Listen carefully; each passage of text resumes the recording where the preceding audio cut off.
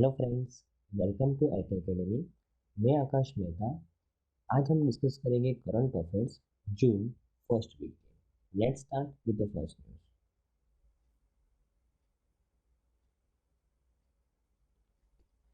हमारी पहली न्यूज़ है फ्रेंड्स कि अभी recently 76th annual world health assembly का आयोजन किया गया था WHO के द्वारा।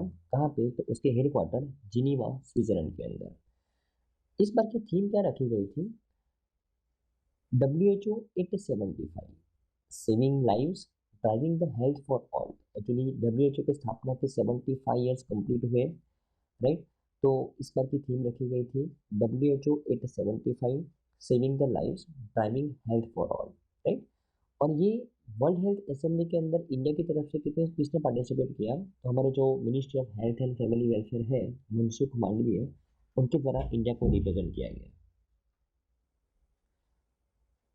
अगर मैं इस बार के वर्ल्ड हेल्थ असेंबली के कुछ मीटिंग्स और डिसीजंस की बात करूं, तो इस बार के वर्ल्ड हेल्थ असेंबली के अंदर ताइवान को एक्सक्लूड किया गया था। ताइवान को एक्सक्लूड किया गया था। Okay okay. अगर मैं इस इवेंट के अंदर हमारे जो मिनिस्टर है, ministry of health and family welfare, doctor Mansukh Mandaviya, उनके एड्रेस के बारे में बात करूं कि उन्होंने इंडिया को किस तरीके से रिप्रेजेंट किया, तो उन्होंने एक्चुअली इंडिया के कुछ इनिशिएटिव्स के बारे में बात की है, like heal in India and heal by India. इसके अंदर उन्होंने किस तरीके से इंडिया फार्मास्यूटिकल सेक्टर के अंदर आत्मनिर्भर बन रहा है और किस तरीके से वो फार्मास्यूटिकल सेक्टर को अपनी जो फार्मास्यूटिकल सेक्टर के अंदर जो कैपेबिलिटी है उसके माध्यम से वर्ल्ड के अंदर वो कंट्रीब्यूशन दे रहा है, राइट। तो हील इन इंडिया का मतलब है इंडिया मेडिकल सेक्टर के अंदर आत्मनिर्भर बन रहा है, और हील बाय इंडिया का मतलब है कि इंडिया अपनी डेवलपमेंट के माध्यम से वर्ल्ड के अंदर मेडिकल सेक्टर के अंदर कंट्रीब्यूशन कर रहा है, राइट। तो इंडिया के कुछ इनिशिएटिव्स के बारे में बात की गई कि अभी हम किस तरीके से ये हील इन इंडिया और हील बाय इंडिया को इम्प्लीमेंट करवा रहे हैं। उसके अलावा together we fight against TB, इसके बारे में इनके द्वारा बात की गई। एक्चुअली इंडिया का टारगेट है टीबी को 2025 तक एलिमिनेट करना, हालांकि WHO का टारगेट है टीबी को 2030 तक एलिमिनेट करना। तो किस तरीके से हम टीबी को एलिमिनेट कर रहे हैं, हमने कितना प्रोग्रेस किया है, उसके बारे में यहाँ पे बात की गई है, बराबर ना? ओके। उसके अलावा मनसुख मांडविया के द्वारा ये भी हाईलाइट किया गया कि किस तरीके से इंडिया एक होम है to the world's oldest medical system of ayurveda and has promoted the AYUSH treatment due to the increase in the demand across the world for the AYUSH, बराबर ना? तो जो वर्ल्ड का जो ओल्डेस्ट मेडिकल सिस्टम है वो इंडिया उसका हब है, बराबर ना? किस तरह वो आयुष को इंडिया वर्ल्ड के अंदर प्रमोट कर रहे हैं उसके बारे में भी यहाँ पे मिनिस्टर के द्वारा बताया गया, बराबर ना? ओके। उसके अलावा आपको पता ही है कि G20 की प्रेसिडेंसी कौन संभाल रहा है इस साल 2023 की? इंडिया संभाल रहा है। तो किस तरीके से हम one earth, one family, one future, इसको, ये हमारे जो G20 प्रेसिडेंसी का जो थीम है वो किस तरीके से हम इम्प्लीमेंट करवा रहे हैं उसके बारे में यहाँ पे बात किया गया है, बराबर ना? Okay okay. उसके अलावा आयुष्मान भारत प्रधानमंत्री जन आरोग्य योजना, जो दुनिया का सबसे largest government funded health insurance scheme है, इंडिया किस तरीके से उसके अंदर प्रोग्रेस कर रहा है, कितने लोगों को बेनिफिट मिल रहा है, उसके बारे में यहाँ पे बात की गई, बराबर। उसके अलावा 1,50,000 से भी ज़्यादा Ayushman Bharat health and wellness centres है जहाँ पे लोगों को फ्री में ट्रीटमेंट प्रोवाइड की जाती है, राइट। तो इसके बारे में यहाँ पे बात की गई। और अभी रिसेंटली हमने Ayushman Bharat digital mission launch किया है जहाँ पे जो हमारा हेल्थ सेक्टर है उसको डिजिटाइज बनाना है, हेल्थ रिकॉर्ड्स को डिजिटाइज बनाना है, उसके बारे में यहाँ पे बात की गई, बराबर ना? ओके। अगर मैं पीएम मोदी के जो वीडियो मैसेज की बात करूँ वर्ल्ड हेल्थ असेंबली के अंदर, तो उन्होंने यहाँ पे WHO का एक सब्सिडरी, WHO का पहला सब्सिडरी जो उसके हेडक्वार्टर के बाहर बन रहा है, global centre for the traditional medicine, बराबर ना? कहाँ पे बन रहा है? जामनगर के अंदर। तो उनके बारे में यहाँ पे पीएम मोदी जी के द्वारा बात की गई है, बराबर ना? राइट, कि WHO का एक सब्सिडरी इंडिया के अंदर बन रहा है, global centre for traditional medicine Jamnagar के अंदर, राइट। ओके। इसके अलावा ये वर्ल्ड हेल्थ असेंबली के दौरान WHO के द्वारा हर साल उसका बजट लॉन्च किया जाता है। तो WHO के प्रोग्राम बजट की बात करें 2024-25 के, जो आने वाला साल है 2024-25, बराबर ना? तो वो पीरियड के लिए WHO ने कितना बजट अनाउंस किया है? तो WHO ने $6.83 बिलियन का बजट अनाउंस किया है फॉर द नेक्स्ट 2 ईयर्स 2024 और 2025 के लिए, बराबर ना, जो 20% ज़्यादा है प्रीवियस ईयर के कंपेरिजन में, बराबर ना। ओके, ध्यान में रखना इंपॉर्टेंट फिगर है। ओके, अगर मैं वर्ल्ड हेल्थ असेंबली की बात करूं तो इन मीटिंग का आयोजन डब्ल्यूएचओ के द्वारा क्यों किया जाता है, तो the main function of the World Health Assembly are to determine the policies of the organization, appoint the Director General, supervise the financial policies and review and approve the proposed program budget, जो हमने अभी बात की उसको, बराबर ना, right. तो ये ऑब्जेक्टिव से वर्ल्ड हेल्थ असेंबली का आयोजन हर साल डब्ल्यूएचओ के द्वारा किया जाता है जिनीवा स्विट्जरलैंड के अंदर, बराबर ना। ओके, तो आई थिंक आपको इस न्यूज़ के अंदर समझ में आया होगा कि हमने बहुत सारे इनिशिएटिव्स के बारे में बात की है हमारे जो मिनिस्टर है डॉक्टर मनसुख मांडविया और पीएम मोदी जी के द्वारा, तो वो आपको ध्यान में रखना है। ओके,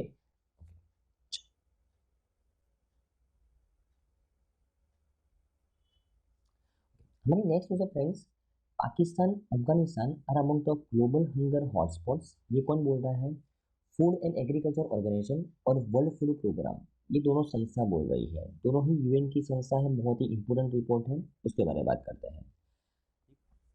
ओके, तो रिपोर्ट का नाम है हंगर हॉटस्पॉट्स। ये हॉटस्पॉट्स कौन डिसाइड करता है, दो संस्था, फूड एंड एग्रीकल्चर ऑर्गेनाइजेशन और वर्ल्ड फूड प्रोग्राम, बराबर ना, राइट। तो ये दो संस्था के द्वारा ये ग्लोबल हंगर हॉटस्पॉट्स के अंदर किनका नाम शामिल किया गया है, टोटल 22 कंट्रीज को शामिल किया गया है उनके हिसाब से, जहाँ पे बहुत ही एक्यूट फूड इनसिक्योरिटी प्रवर्तमान है, ऐसे 22 कंट्रीज को इस रिपोर्ट के अंदर, इस हॉटस्पॉट्स के अंदर शामिल किया गया है ये दो संस्था के द्वारा, बराबर ना। ओके, अगर मैं यहाँ इस 22 कंट्रीज में इंडिया के नेबरिंग कंट्रीज की बात करूँ तो कौन कौन है, पाकिस्तान, अफगानिस्तान और म्यांमार है, बराबर ना। ओके, अगर मैं इस रिपोर्ट के बारे में बात करूँ तो सबसे ज़्यादा हाईएस्ट कंसर्न नेशंस की अगर बात करें तो Afghanistan, Nigeria, Somalia, South Sudan and Yemen remain the highest concern level. Haiti, Sudan, Sahel region and Sudan have been elevated to the highest concern level, बराबर ना, जो पहले हाईएस्ट कंसर्न लेवल में नहीं थे, ये वो देशों को भी यहाँ पे शामिल किया गया है, बराबर ना। ओके, अगर मैं इस रिपोर्ट के हाईलाइट्स के बारे में बात करूँ तो कौन से देशों को हाईएस्ट कंसर्न नेशंस के, जहाँ पे पिछले रिपोर्ट के कंपेरिजन में इस बार बहुत ज़्यादा फूड इनसिक्योरिटी बढ़ गई है, तो Afghanistan, Nigeria, Somalia, South Sudan इन यमन, बराबर ना। ओके, अगर मैं इस रिपोर्ट के बारे में बात करूँ तो ये रिपोर्ट है, it is a part of the series of the analytical products which is produce under the global network against the food crisis to enhance and coordinate the generation and sharing of the evidence-based information and analysis for the preventing and addressing the food crisis। तो food crisis को prevent करने के लिए, उसको address करने के लिए, लोगों के अंदर अवेयरनेस क्रिएट करने के लिए, लोगों के अंदर इंफॉर्मेशन शेयर करने के लिए एनालिटिकल रिपोर्ट तैयार किया जाता है ये दो संस्था के द्वारा, कि किस तरीके से हम इसको टैकल कर सकते हैं, कहाँ पे सबसे ज़्यादा प्रॉब्लम है तो वहाँ पे फोकस करना है, राइट। ओके, कि अगर मैं फूड एंड एग्रीकल्चर ऑर्गेनाइजेशन की बात करूं तो उसका हेडक्वार्टर है रोम इटली के अंदर और उसके डायरेक्टर जनरल कौन है, क्यू डोंगियो, बराबर ना। एक बार रिवाइज करवा देता हूँ कि अभी recently food and agriculture organization और वर्ल्ड फूड प्रोग्राम, ये दो संस्था ने साथ में मिलकर एक रिपोर्ट लॉन्च किया, हंगर हॉटस्पॉट्स। ये हंगर हॉटस्पॉट्स के अंदर किसको शामिल किया गया है, तो 22 कंट्रीज के जहाँ सबसे ज़्यादा फूड इनसिक्योरिटी प्रवर्तमान है, बराबर ना। तो उसमें हमारे नेबरिंग कंट्रीज की अगर बात करें तो पाकिस्तान, म्यांमार, अफगानिस्तान, ये नेबरिंग कंट्रीज है, बराबर ना, तो ध्यान में रखना है। ओके,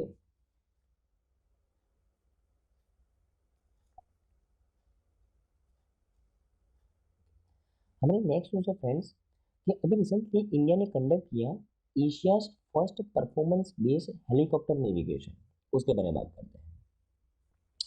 तो India conducted Asia's first demonstration of the performance based navigation for the helicopters. अब ये क्या है, तो एक्चुअली इंडिया के द्वारा एक सिस्टम बनाई गई है, अगर मैं इंडिया की बात करूँ तो इसरो के द्वारा, बराबर ना, नाम क्या है, GAGAN, GPS aided geo augmented navigation satellite technology है। ये गगन एक्चुअली एक नेविगेशन फैसिलिटी है, जिस तरीके से जीपीएस है, जिस तरीके से नेविक है जो इंडिया के द्वारा बनाया गया है इसरो के द्वारा, तो उसी तरीके से गगन एक नेविगेशन फैसिलिटी है। लेकिन ये जो नेविगेशन फैसिलिटी है ना, वो नॉर्मली एयर ट्रांसपोर्ट के लिए यूज़ किया जाता है, बराबर ना। तो ऑलरेडी बहुत सारी एयरलाइंस गगन नेविगेशन फैसिलिटी का यूज़ कर रहा है, लेकिन पहली बार हेलीकॉप्टर नेविगेशन के लिए ये गगन सिस्टम का यूज किया गया है, GPS aided geo augmented navigation. और हेलीकॉप्टर नेविगेशन के लिए गगन सिस्टम का यूज करने वाला पहला कंट्री कौन बना है? इंडिया बना है, बराबर ना? ओके।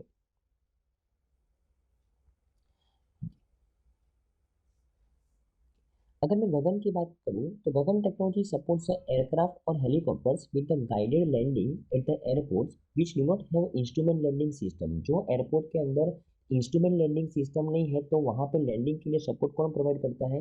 गगन सिस्टम, बराबर ना? राइट। और जहाँ पे वेरी लो विजिबिलिटी ऑपरेशंस होते हैं वहां पे भी गगन सिस्टम बहुत ही काम में आती है, बराबर ना? राइट।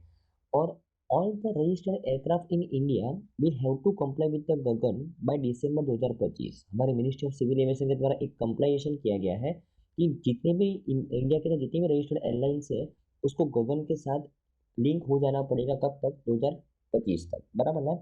ओके।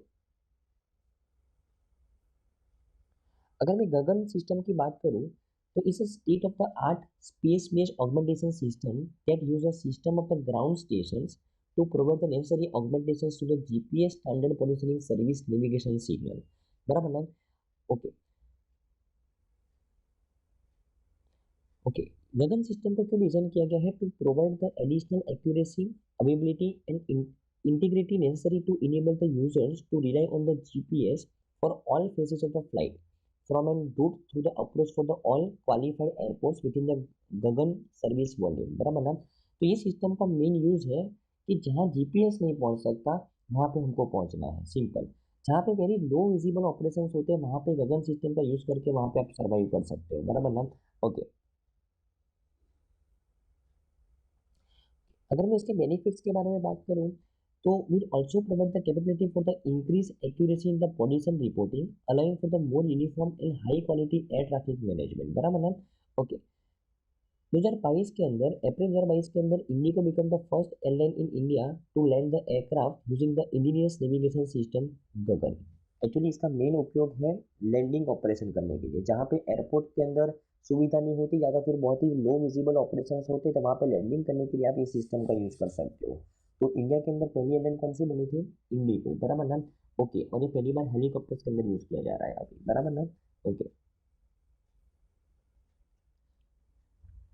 हमारे नेक्स्ट न्यूज़ है फ्रेंड्स, अभी recently ministry of health and family welfare ने अभी रिलीज किया है OTT guidelines for the anti tobacco warning on the OTT. और ऐसा करने वाला इंडिया पहला देश बना है वर्ल्ड के अंदर। ध्यान से समझे, बराबर ना? ओके।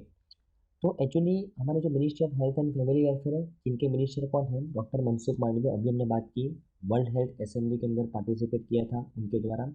ओके। तो ये हमारी जो मिनिस्ट्री है वो दुनिया के अंदर पहली ऐसी मिनिस्ट्री बनी है कि उन्होंने एक गाइडलाइंस लॉन्च की है कि जो ओवर द टॉप प्लेटफॉर्म है ओटीटी प्लेटफॉर्म, वहाँ पे एंटी टोबैको गाइडलाइंस किस तरीके से, एंटी टोबैको वार्निंग्स किस तरीके से, कौन से रूल्स और रेगुलेशन को फॉलो करके वो anti tobacco warnings OTT platform के ऊपर रजू करनी है। अभी तक एंटी टोबैको वार्निंग्स मतलब फॉर एग्जांपल आप टीवी देखते हो, आप फॉर एग्जांपल रेडियो सुनते हो तो बीच बीच में एडवर्टाइज आती है कि भाई तम्बाकू नहीं खाना चाहिए। फॉर एग्जांपल आप कोई पान के गल्ले के ऊपर कुछ परचेस करने के लिए जाते हो तो जहाँ पे तम्बाकू मिलता है वहाँ पे बड़े बड़े अक्षरों में लिखा होता है कि तम्बाकू से कैंसर होता है। फॉर एग्जाम्पल आप कोई मूवी देखने के लिए गए, वहाँ पे भी एडवर्टाइज होती है कि भाई तम्बाकू खाने से कैंसर होता है, बराबर ना? कुछ एग्जाम्पल्स वगैरह दिए जाते हैं। तो ये सब ministry of health and family welfare की गाइडलाइंस है कि जहाँ पे तम्बाकू बेचा जाता है वहाँ पे भी आपको डिस्प्ले करना है कि भाई तम्बाकू से कैंसर होता है। तो उसी तरीके से कि भाई over the top platform OTT platform के ऊपर ये एंटी टोबैको वार्निंग को किस तरीके से रिप्रेजेंट करना है, इसके लिए गाइडलाइंस लॉन्च की गई है। और ये ऐसा करने वाला इंडिया दुनिया के अंदर पहला देश बना है। और किसी तरह गाइडलाइंस रिलीज की गई है ministry of health and family welfare Mansukh Mandaviya के द्वारा। ओके। तो आई थिंक बहुत ही सिंपल न्यूज़ थी लेकिन इंपॉर्टेंट थी क्योंकि इंडिया पहला देश बना है इसके लिए। ओके।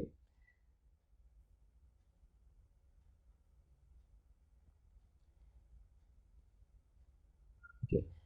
यहाँ पे गाइडलाइंस के अंदर नॉर्मली क्या होगा कि भाई कितनी सेकंड्स की एडवर्टाइज बतानी है, बैकग्राउंड कैसा होना चाहिए, कंटेंट कैसा होना चाहिए, बराबर ना? राइट। ओके। हमारे नेक्स्ट न्यूज़ फ्रेंड्स कि अभी रिसेंटली जल शक्ति मिनिस्टर कौन है? गजेंद्र सिंह शेखावत। उनके द्वारा लॉन्च किया गया एक unified registration portal for the Govardhan, उसके बारे में बात करते हैं। तो गजेंद्र सिंह शेखावत जो हमारे मिनिस्टर ऑफ जल शक्ति है, उनके द्वारा एक पोर्टल लॉन्च किया गया है, unified registration portal for biogas, compressed biogas plants under galvanizing organic bioagro resources धन स्कीम। देखो गोवर्धन का फुल फॉर्म क्या है, गैल्वेनाइजिंग ऑर्गेनिक बायोएग्रो रिसोर्सेज धन स्कीम। ये गोवर्धन स्कीम के अंडर में जो कॉम्प्रेस बायोगैस, जो बायोगैस प्लांट जो रजिस्टर करना चाहते हैं, उनको ऑनलाइन रजिस्ट्रेशन करवाने के लिए एक पोर्टल बनाया गया है जल शक्ति मिनिस्टर के द्वारा। तो सबसे पहले हम गोवर्धन स्कीम क्या है उसके बारे में बात करते हैं।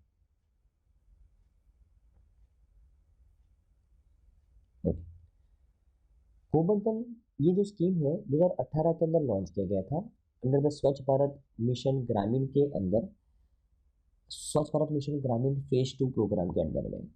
और ये एक अम्ब्रेला इनिशिएटिव है of the Indian government that aims to convert the waste to the wealth towards promoting a circular economy. अभी इस स्कीम के अंदर में अगर मैं आपको सिंपल भाषा में समझाऊं तो यहाँ पे क्या किया जाता है कि जो फार्मर्स, फॉर एग्जांपल एक क्रॉप सीजन उनका कंप्लीट हुआ, दूसरा क्रॉप सीजन शुरू होता है, तो दूसरे क्रॉप सीजन के ऊपर वो नए पाक लगाने के लिए जो पहला जो पुराना जो पाक का जो वेस्ट होता है ना वो जला देते हैं, राइट। तो अभी सरकार के द्वारा क्या निर्णय लिया गया है कि फार्मर्स के ये वेस्ट में से अगर कोई बेस्ट बना सकता है तो ऐसी कंपनीज को हम मदद करेंगे। और इससे दो बेनिफिट हो गए, एक तो फार्मर्स को इनकम भी जनरेट होगी, वो अपना वेस्ट बेच के पैसा भी कमा पाएंगे, और ये वेस्ट में से बेस्ट होगा तो एनवायरनमेंट के ऊपर भी अच्छा एक्शन होगा, राइट। तो ये गोवर्धन स्कीम के अंदर में वेस्ट में से बेस्ट बनाना है। तो जो कंपनी के पास है ना ऐसा कोई इनोवेटिव आइडिया होता है, जो कंपनी वेस्ट में से बेस्ट बनाती है, फार्मर्स के एग्री प्रोडक्ट्स को, एग्री बाय प्रोडक्ट्स को यूज करके कुछ नई चीज बनाती है, बराबर ना, उसको गोवर्धन स्कीम के अंदर में बेनिफिट दिया जाता है, राइट, जल शक्ति मिनिस्ट्री के द्वारा।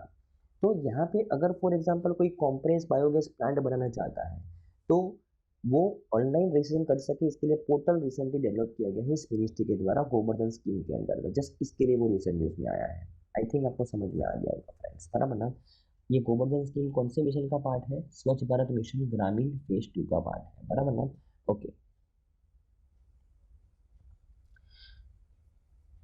ओके, ये पोर्टल को किसी तरह डेवलप किया गया है, तो department of drinking water and sanitation जो मिनिस्ट्री ऑफ जल शक्ति का पार्ट है, बराबर ना, राइट। और वही मिनिस्ट्री, वही डिपार्टमेंट गोवर्धन स्कीम को इम्प्लीमेंट करवा रहा है, बराबर ना। ओके, तो आई थिंक इस न्यूज़ में आपको समझ में आ गया होगा। ओके, अभी recently employees provident fund organisation EPFO के द्वारा एक रिपोर्ट लॉन्च किया गया है। रिपोर्ट का नाम है ईपीएफओ पेरोल डेटा एनालिसिस। इस रिपोर्ट के मुताबिक 1.39 करोड़ पीपल, उनको नई जॉब मिली है इंडिया के अंदर फाइनेंशियल 2023 के अंदर। फाइनेंशियल 2023 का मतलब क्या हो गया, 1 अप्रैल 2022 से लेकर 31 मार्च 2023 तक इंडिया के अंदर कितने लोगों को नई फॉर्मल जॉब मिली है। फॉर्मल जॉब का मतलब क्या होता है, इनफॉर्मल जॉब क्या होता है, मैं आपको समझाता हूँ। लेकिन इंडिया के अंदर ये फाइनेंशियल 2023 के अंदर कितने लोगों को फॉर्मल जॉब मिली है, कितने नए लोगों को, 1.39 करोड़ लोगों को, बराबर ना, राइट। जो 13% इंक्रीमेंट हुआ है लास्ट ईयर के कंपेरिजन में, बराबर ना। तो ये ध्यान में रखना है। ये किसका डेटा है, ईपीएफओ का। ईपीएफओ क्या है उसके बारे में बात करते हैं। देखो, दो टाइप की जॉब होती है, फॉर्मल जॉब और इनफॉर्मल जॉब। फॉर्मल और इनफॉर्मल दो टाइप की जॉब होती है। फॉर्मल जॉब का मतलब आप सिंपली भाषा में बोल सकते हो कि जिसका डेटा गवर्नमेंट के पास होता है, जो इम्प्लॉई का डेटा गवर्नमेंट के पास होता है वो कहाँ पे जॉब करता है, वो कौन सी जॉब करता है, फॉर्मल जॉब। जो इम्प्लॉई का डेटा गवर्नमेंट के पास नहीं होता है वो कौन सी जॉब करता है, इनफॉर्मल जॉब। आप सिंपल भाषा में और भी क्लासीफाई कर सकते हो, जिनका पीएफ वगैरह कटता है, जिनका पेंशन कटता है, बराबर ना। ओके, तो वो फॉर्मल जॉब में काम कर रहे हैं। जो फॉर एग्जांपल कोई डेली वेजेस के ऊपर काम करता है, बराबर ना, जो जिनका जितना भी सैलरी वो उनका पूरे हाथ में आता है, मतलब वो इनफॉर्मल जॉब करता है। तो ये जो फॉर्मल जॉब जो करते हैं उनका जो पीएफ वगैरह कौन संभालता है, उनका पीएफ वगैरह कौन रेगुलेट करता है, तो EPFO, EPFO, employee provident fund organisation, तो उसके पास भारत के अंदर जितने भी फॉर्मल जॉब करने वाले लोग हैं उनका डेटा है। और ये डेटा के मुताबिक वो बोल रहा है कि भारत के अंदर कितनी नई जॉब, फॉर्मल जॉब क्रिएट हुई है, कितने लोग नए फॉर्मल जॉब कर रहे हैं, 1.39 करोड़, बराबर ना, 13% से इंक्रीमेंट हुआ है। बहुत ही इम्पोर्टेंट डेटा है, क्योंकि जो संस्था फॉर्मल जॉब्स के ऊपर रेगुलेशन करती है उसी के द्वारा ये डेटा लॉन्च किया गया है। ओके, और फॉर्मल जॉब क्रिएशन में फाइनेंशियल 2023 में सबसे ज़्यादा फॉर्मल जॉब्स कहाँ पे क्रिएट हुई है, तो महाराष्ट्र के द्वारा। महाराष्ट्र ने सबसे ज़्यादा फॉर्मल जॉब को क्रिएट किया है, बराबर ना। ओके,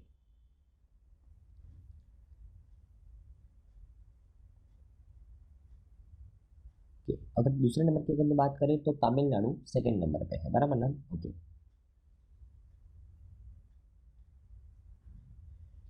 और Karnataka, Haryana and Gujarat back the third, fourth and fifth positions respectively, बराबर, ध्यान में रखना है। ओके, तो आई थिंक आपको इस न्यूज़ में समझ में आया होगा फ्रेंड्स।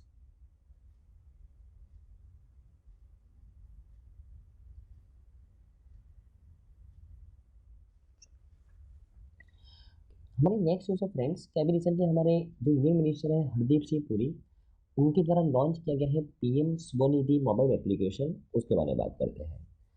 तो ये मिनिस्टर हरदीप सिंह पुरी, जो हमारे ministry of housing and urban affairs है, उनके द्वारा एक एप्लीकेशन लॉन्च किया गया है पीएम स्वनिधि, बराबर। ये क्या है उसके बारे में देखते हैं। तो ये जो एप्लीकेशन है वो कौन सी स्कीम का पार्ट है, तो प्रधानमंत्री स्ट्रीट वेंडर्स आत्मनिर्भर निधि, ये स्कीम का पार्ट है। देखो, सबसे पहले तो ये प्रधानमंत्री street vendors Atmanirbhar Nidhi scheme के बारे में देखते हैं। तो ये स्कीम के अंडर में जो स्ट्रीट वेंडर्स है, एक्चुअली ये स्कीम है ना कोरोना समय में लॉन्च की गई थी 2020 के अंदर, बराबर ना, 1 जून 2020 को लॉन्च की गई थी। ओके, और ये स्कीम के अंदर मेन बेनिफिट क्या है कि जो स्ट्रीट वेंडर्स हैं, बराबर, जो मतलब जो लाइक पानी पूरी बेचने वाले होते हैं, जो मतलब आप बोल सकते हो जो लारी के ऊपर जो सामान बेचते हैं वो स्ट्रीट वेंडर्स होते हैं, बराबर ना। तो कोरोना समय में जो ये लोग डेली कमाने के डेली खाने वाले लोग थे, बराबर ना, तो अगर लॉकडाउन हुआ था सबसे ज़्यादा नुकसान इनको हुआ था। तो सरकार ने बोला था कि इन लोगों को लोन प्रोवाइड किया जाएगा। कितने कितने हज़ार का, 10,000 का, कितने हज़ार का, 10,000 का, कोलेटरल फ्री, कुछ भी गिरवे नहीं रखना है उसके लिए। 10,000 का लोन दिया जाएगा उन लोगों को 1 साल के लिए। और अगर फॉर एग्जांपल वो सही से रीपेमेंट करते हैं तो उनको फिर से मतलब नेक्स्ट ईयर 30,000 का लोन दिया जाएगा। और अगर फिर से वो सही से रीपेमेंट करते हैं तो 50,000 का लोन दिया जाएगा, बराबर ना। ऐसा करके अगर वो सही से रीपेमेंट करते हैं तो उनको बेनिफिट दिया जाएगा, इन लोगों को, स्ट्रीट वेंडर्स को, बराबर ना। कौन सी स्कीम के अंदर में, प्रधानमंत्री street vendors Atmanirbhar Nidhi scheme के अंडर में, पीएम स्वनिधि। अभी रिसेंट न्यूज में क्यों है, क्योंकि सरकार के द्वारा एक एप्लीकेशन बनाई गई है कि अगर कोई ये योजना का बेनिफिट लेना चाहता है तो इस एप्लीकेशन के ऊपर रजिस्टर करके, बराबर, ये लोन के लिए अप्लाई कर सकता है, सिंपल, बराबर ना। तो जस्ट एक एप्लीकेशन है, इसके लिए वो रिसेंट न्यूज में, लेकिन आपको ये योजना के बारे में पता होना चाहिए, बराबर ना। ओके, अभी तक इस योजना के अंदर अप्रोक्सीमेटली 50 लाख स्ट्रीट वेंडर्स ने ये योजना का बेनिफिट लिया है, बराबर ना, राइट। ओके, और ये रिसेंट न्यूज में है क्योंकि 1 जून 2020 को उसको इम्प्लीमेंट किया गया था और इसके 3 साल भी कंप्लीट हुए हैं।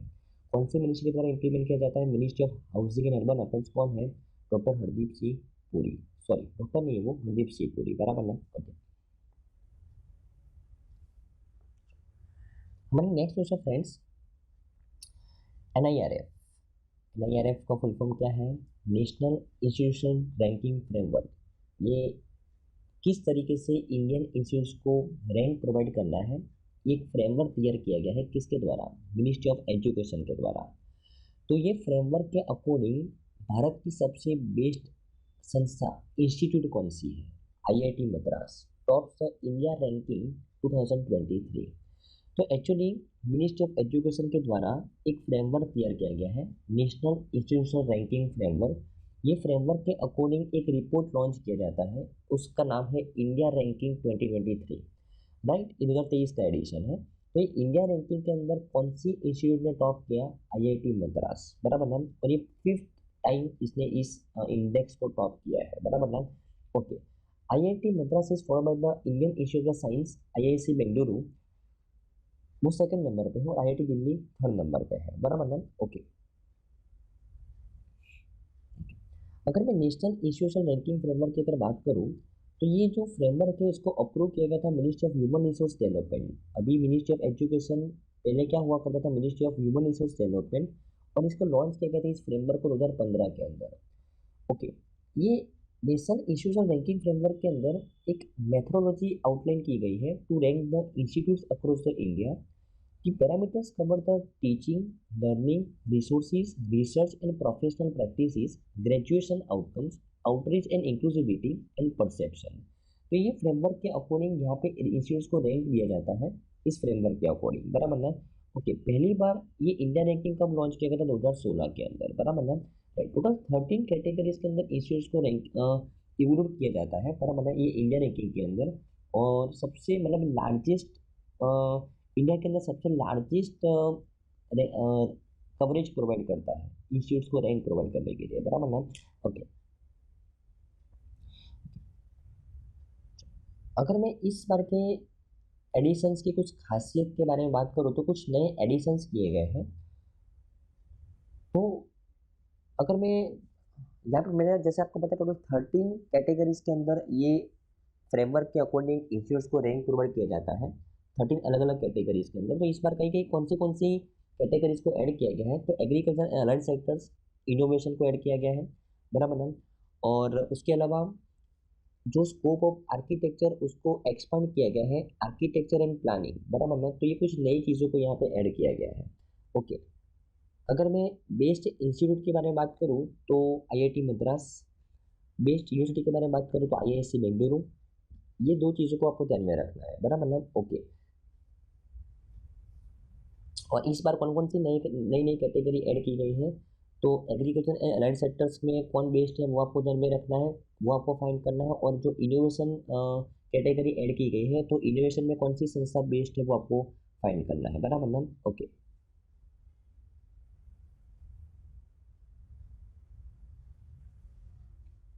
हमारे नेक्स्ट क्वेश्चन फ्रेंड्स, कि अभी रिसेंटली मिनिस्ट्री ऑफ एजुकेशन के द्वारा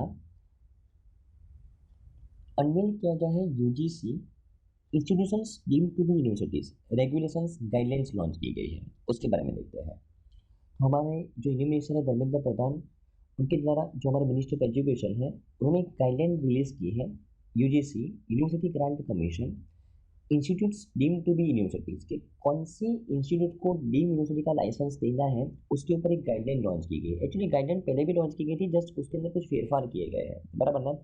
ओके, और ये जो फेरफार किए गए हैं वो नेशनल एजुकेशन पॉलिसी 2020 के अकॉर्डिंग किए गए हैं, बराबर ना। तो कौन से फेरफार किए गए हैं उसके बारे में देखते हैं। ओके, अभी ये गाइडलाइंस के अंदर फिर कौन सी यूनिवर्सिटी को डीम यूनिवर्सिटी का लाइसेंस दिया जाएगा। डीम यूनिवर्सिटी का मतलब क्या हो गया फ्रेंड्स, आपने नाम सुना होगा, ऐसी यूनिवर्सिटीज की जो कोई यूनिवर्सिटी के अंडर में काम नहीं करती, कोई अम्ब्रेला यूनिवर्सिटी के अंदर में काम नहीं करती। फॉर एग्जाम्पल, कॉमर्शियल बैकग्राउंड की बात करें तो गुजरात यूनिवर्सिटी सबसे अम्ब्रेला यूनिवर्सिटी है, तो उसके अंडर में सभी सारी संस्थाएं उसके अंडर में काम करती है। अगर मैं टेक्निकल बैकग्राउंड की बात करूँ तो जीटीयू वो अम्ब्रेला इंस्टीट्यूट है, बराबर ना। उसके अंडर में सारी technical engineering student engineering colleges उसके अंडर में काम करती हैं, बराबर ना, राइट। तो फॉर एग्जाम्पल एक ऐसी यूनिवर्सिटी कि जिसके ऊपर कोई यूनिवर्सिटी नहीं है, बराबर ना, उसको बोलते हैं डीम यूनिवर्सिटी, बराबर ना। तो कैसी यूनिवर्सिटी को डीम यूनिवर्सिटी का लाइसेंस दिया जाए, तो यहाँ पे एक्चुअली इस गाइडलाइंस के अंदर कौन सी यूनिवर्सिटी को डीम यूनिवर्सिटी का लाइसेंस देना है। अभी डीम यूनिवर्सिटी क्या होती है, एक ऐसी यूनिवर्सिटी कि जो अपने सब कामकाज खुद से डिसाइड करती है, अपने रूल्स रेगुलेशन खुद से बनाती है, उसके ऊपर कोई अम्ब्रेला यूनिवर्सिटी नहीं होती। लाइक फॉर एग्जाम्पल अगर मैं गुजरात के बारे में बात करूँ तो जो जितनी भी इंजीनियरिंग कॉलेजेस हैं वो जीटीयू के अंडर में है, जितनी भी कॉमर्शियल जो बैकग्राउंड की जो कॉलेजेस है वो गुजरात यूनिवर्सिटी के अंडर में है। तो एक ऐसी यूनिवर्सिटी जो कोई यूनिवर्सिटी के अंडर में ना हो, तो इसको बोलते हैं डीम यूनिवर्सिटी, बराबर ना। तो अगर डीम यूनिवर्सिटी का लाइसेंस देना है तो किसको देना है उसके बारे में गाइडेंस लॉन्च की गई है मिनिस्ट्री ऑफ एजुकेशन के द्वारा। ओके, पहली गाइडलाइन क्या है कि अगर वो यूनिवर्सिटी के अंदर मिनिमम फैकल्टी की स्ट्रेंथ 150 हो तभी उसको डीम यूनिवर्सिटी का लाइसेंस मिल सकता है। पहले ये रिक्वायरमेंट कितनी थी, 100 की रिक्वायरमेंट थी। ओके, दूसरी गाइडलाइन, अगर उस इंस्टीट्यूट के पास, उस यूनिवर्सिटी के पास मिनिमम 25 करोड़ का कॉर्पस हो तभी उसको डीम यूनिवर्सिटी का लाइसेंस मिल सकता है। पहले कितना था, 10 करोड़, बराबर ना। ओके, तीसरा है, जैसे अभी हमने बात की national institution ranking framework NIRF, ये रैंकिंग के अंदर जिस जो ये फ्रेमवर्क के अंदर में कौन सा रैंकिंग होता है, इंडिया रैंकिंग। इस रैंकिंग के अंदर वो यूनिवर्सिटी टॉप यूनिवर्सिटी होनी चाहिए, बराबर ना, तभी उसको डीम यूनिवर्सिटी का लाइसेंस मिलेगा, बराबर ना। ओके, उसके अलावा national assessment and accreditation council जो NAAC, ये संस्था क्या काम करती है, यूनिवर्सिटीज को असेस करती है, एक्रेडिटेशन प्रोवाइड करती है कि जो पर्पज से उनको बनाया गया है क्या वो सही तरीके से सर्विस प्रोवाइड कर रही है कि नहीं प्रोवाइड कर रही है। तो अगर ये NAAC के द्वारा A ग्रेड का सर्टिफिकेट उसको दिया गया है तभी उसी यूनिवर्सिटी को डी यूनिवर्सिटी का लाइसेंस मिल सकता है, बराबर ना। ओके, तो ये कुछ गाइडलाइंस लॉन्च की गई है मिनिस्ट्री ऑफ एजुकेशन के द्वारा कि भाई कौन सी यूनिवर्सिटी को डी यूनिवर्सिटी का लाइसेंस मिलना चाहिए, बराबर ना। आई थिंक आपको समझ में आया होगा friends. Under the UGC act 1956 central government के पास अथॉरिटी है to designate an institution as an institution deemed to be university as if it were a university within the meaning of section 2F, बराबर ना। तो central university का okay, central government के पास authority है कि भाई कौन सी यूनिवर्सिटी को वो डी यूनिवर्सिटी घोषित कर सकता है, बराबर ना। ओके, उसकी रिगार्डिंग पहली बार जो रूल्स एंड रेगुलेशन आए थे वो 2010 के अंदर आए थे, फिर उसको रिवाइज किया गया 2016 के अंदर, फिर 2019 के अंदर और वापस से 2023 के अंदर रिवाइज किया गया है, बराबर ना। ओके, आई थिंक आपको समझ में आएगा फ्रेंड्स।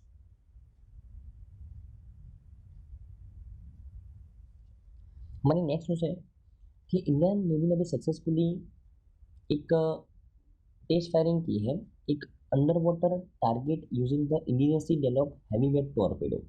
उसके बारे में बात करते हैं। टॉर्पेडो का नाम सुना होगा आपने। टॉर्पेडो एक ऐसा इक्विपमेंट है जो बिलो द वाटर एक जो एनिमीज के जो ऑब्जेक्ट्स होते हैं उसको टारगेट करने के लिए अचीव उसको लॉन्च किया जाता है। देखो, टॉर्पेडो का नाम आपने सुना होगा फ्रेंड्स। टॉर्पेडो क्या होता है कि जो समुद्र के नीचे, जो पानी के नीचे जो कोई टारगेट है अगर उसको अचीव करना है तो टॉर्पेडो का यूज़ किया जाता है। लाइक सबमरीन को टारगेट करना है तो किसका यूज़ किया जाता है, टॉर्पेडो का। अगर पानी के ऊपर मतलब हवा में अगर कोई टारगेट है तो आप मिसाइल का यूज़ करके उसको टारगेट कर सकते हो, लेकिन समुद्र के नीचे जो टारगेट होते हैं उसको अचीव करने के लिए टॉर्पेडो का यूज़ किया जाता है। और इंडिया के द्वारा बनाया हुआ पहली बार भारत की टेक्नोलॉजी के द्वारा बनाया हुआ इंडिजिनियसली बनाया हुआ एक टॉर्पेडो लॉन्च किया गया है, उसका नाम है वरुणास्त्र। नाम क्या है, वरुणास्त्र, बराबर ना। और उसको अभी सक्सेसफुली टेस्ट फायर किया गया है, बराबर ना। ओके,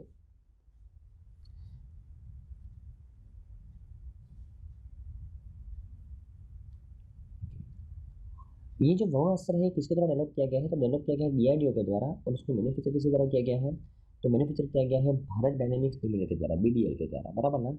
ओके, ये जो वरुणास्त्र है, ये जो टॉर्पेडो का नाम क्या है, वरुणास्त्र, वो शिप के ऊपर से लॉन्च किया जा सकता है। वो हैवी वेट है, electrically propelled anti submarine torpedo capable of targeting the quiet submarines both in deep and shallow waters. Submarines जो डीप वाटर के अंदर चलती है, जो शैलो वाटर्स के अंदर चल रही है, दोनों सबमरीन्स को टारगेट करने के लिए इसका यूज़ किया जा सकता है, बराबर ना। ओके, उसका जो वेट है कितना है, 1.25 टन है। और it can be carry around 250 kg of the explosives while travelling at about the 40 nautical miles in hour, बराबर ना। ओके, तो ये वरुणास्त्र इंडिया के द्वारा बनाया गया है, पहली बार कोई टॉर्पेडो हमने बनाया है, भारत डायनेमिक लिमिटेड द्वारा मैन्युफैक्चर किया गया है और डिजाइन किसके द्वारा किया गया है, DRDO के द्वारा, बराबर ना। ओके, तो आई थिंक आपको समझ में आया होगा फ्रेंड्स। जैसे मैंने आपको बात की टॉर्पेडो क्या होता है, it is an under water range weapon launch above or below the water surface, self propelled towards a target and with an explosive warhead design to explode either on contact with or in a proximity of the target, बराबर ना। तो जो पानी के नीचे normally जो target होते हैं उसको अचीव करने के लिए इसको यूज किया जाता है, बराबर ना। ओके,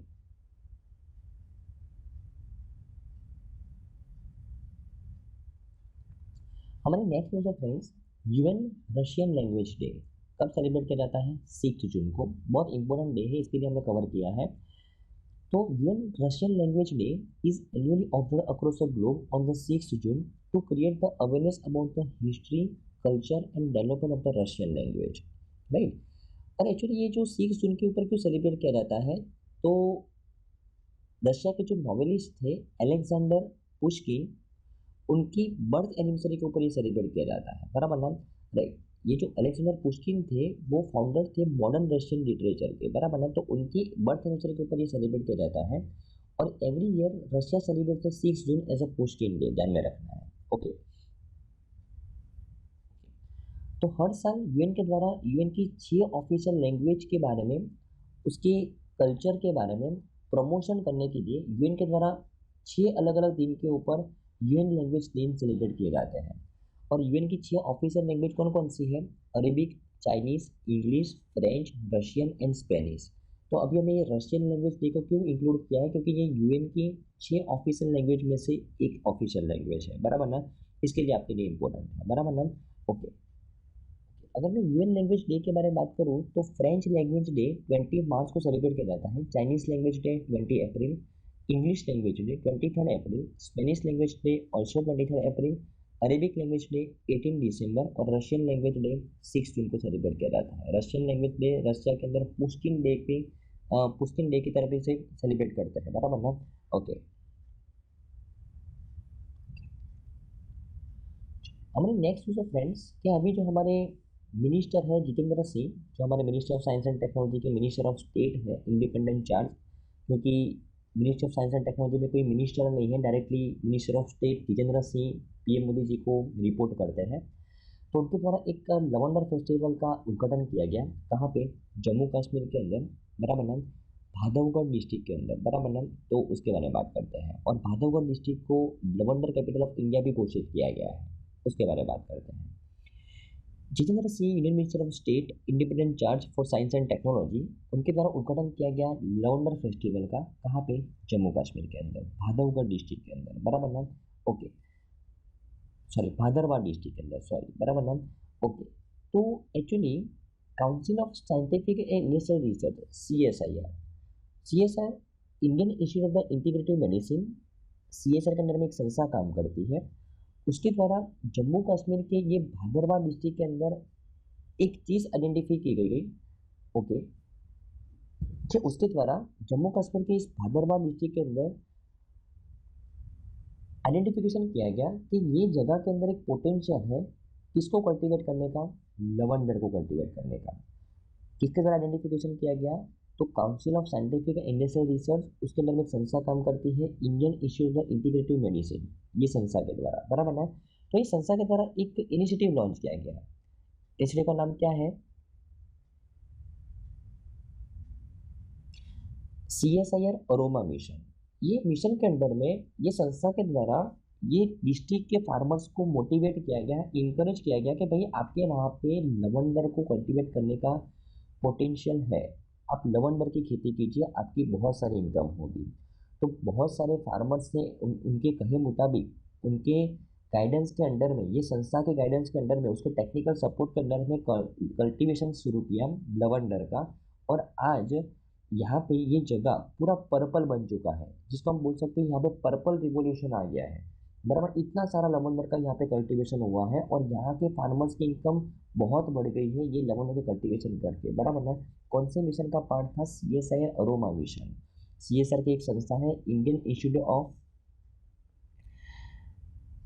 इंटीग्रेटिव मेडिसिन, उसके द्वारा लॉन्च किया गया था। कहाँ पे? भादरवा डिस्ट्रिक्ट के अंदर। और वहाँ पे अभी लवंडर फेस्टिवल का आयोजन किया गया है, बराबर ना। तो इसके लिए रिसेंट न्यूज़ में है। ओके, तो आई थिंक आपको समझ में आया होगा फ्रेंड्स, बराबर ना। हमारे नेक्स्ट न्यूज़ है फ्रेंड्स, अभी रिसेंटली टाइम्स हायर एजुकेशन के द्वारा इम्पैक्ट रैंकिंग लॉन्च किया गया। देखो, इंडिया रैंकिंग्स किसके द्वारा लॉन्च किया गया है? National institution ranking framework, NIRF, ministry of education के द्वारा इम्पैक्ट रैंकिंग किस द्वारा लॉन्च किया जाता है? टाइम्स हायर एजुकेशन डी के द्वारा। ओके, ओके, तो यहाँ पे जो हमारी, अगर मैं इंडियन इंस्टीट्यूट्स के बारे में बात करूँ तो अमृता विश्व विद्यापीठम, उसने इंडियन इंस्टीट्यूट्स के अंदर टॉप किया है, उसके बारे में बात करते हैं। तो एक्चुअली ये इम्पैक्ट रैंकिंग के अंदर ये संस्था के द्वारा क्या एवोल्यूशन किया जाता है कि जो यूनिवर्सिटीज़ है वो सस्टेनेबल डेवलपमेंट गोल्स के ऊपर कितना काम कर रही है, वो सस्टेनेबल डेवलपमेंट गोल्स के ऊपर कितना रिसर्च वगैरह प्रमोट कर रही है, उसके अकॉर्डिंग यहाँ पे ये संस्था के द्वारा इम्पैक्ट रैंकिंग के अंदर यूनिवर्सिटीज़ का आकलन किया जाता है, बराबर ना। ओके, अगर मैं ग्लोबल लेवल पे बात करूँ तो ग्लोबल लेवल पे कौन सी यूनिवर्सिटी टॉप पे आई है? तो ग्लोबल लेवल पे है वेस्टर्न यूनिवर्सिटी कहाँ की है? सिडनी, ऑस्ट्रेलिया की है, बराबर ना? तो ये टॉप पे आई है। और अगर मैं इंडिया की बात करूँ तो अमृता विश्व विद्यापीठम जो कोयम्बटूर तमिलनाडु की है वो इंडियन यूनिवर्सिटीज में टॉप में आया है, बराबर ना? राइट। इम्पैक्ट रैंकिंग के अंदर किसका आकलन किया जाता है कि सस्टेनेबल डेवलपमेंट गोल्स के ऊपर यूनिवर्सिटीज कैसा काम कर रही है, बराबर ना? ओके। तो अगर मैं इम्पैक्ट रैंकिंग की बात करूँ तो is a global performance table that assess the universities against the UN sustainable development goals. Right. Total 17 sustainable development goals हैं जो डिसाइड किए गए 2015 के अंदर कि जो 2030 तक अचीव करना है इंटरनेशनल लेवल पे। तो कितना काम किया जाता है यूनिवर्सिटीज के द्वारा उसके ऊपर यहाँ पे आकलन किया गया है, बराबर ना? राइट। तो आई थिंक आपको इस न्यूज़ के अंदर समझ में आएगा फ्रेंड्स, बराबर ना? आई थिंक आज की सभी न्यूज़ के अंदर आपको अच्छे से समझ में आएगा friends. Thank you friends, bye.